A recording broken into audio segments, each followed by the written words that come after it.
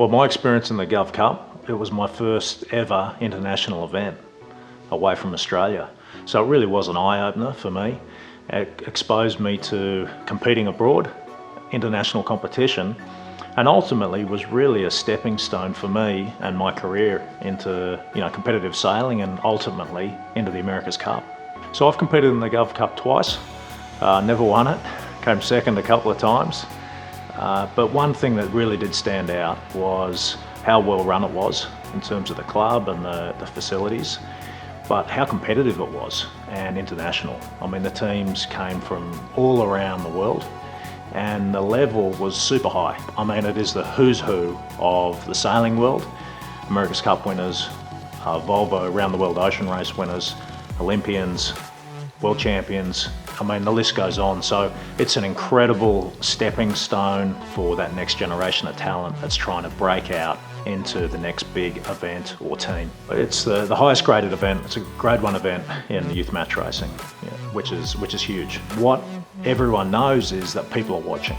So who's watching? America's Cup teams, Grand Prix racing teams, because that's where you're looking for that next pool of talent that you want to bring into your team. It's like effectively NFL teams are looking at college football because they're scouting the next guys. Naturally, in our world, they're looking at events like this. The competitors know that. They know that this is a great opportunity to can effectively launch them into their career if they want to go into a professional sailing career.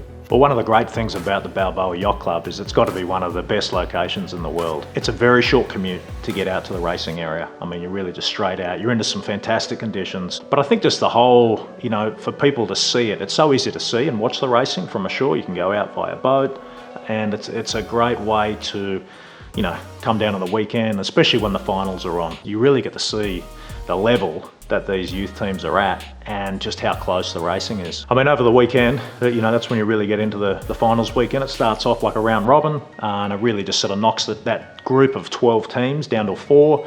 Then ultimately you get to the finals. Everyone will be blown away at the level. One, the boats are upgraded boats. They're exactly the same, so all the teams draw the boats out of a hat, so everyone has exactly the same gear, and it really comes down to the best team. And that's what it should all be about. The cool thing about this year and looking forward to the future is the support it has with a company like this. It treats some of the best athletes in the world, not only in America but internationally. So I think the focus it'll put on this event, the coverage it will get, I mean, already there's been up to 50 teams enter for this year's edition, and there's only 12 slots. So you can imagine the level that's there. But the reason there's that sort of hunger and desire for all these youth teams to enter, because they've seen what happens when you compete, and obviously if you do well and are successful at the Gov Cup, well, that can lead to bigger and better things. Happened in my career, happened in a lot of people's careers out there. So I think that's why the Gov Cup is so important on the youth, let's say, match racing calendar. And this year will be probably tougher than ever. The level rises every year.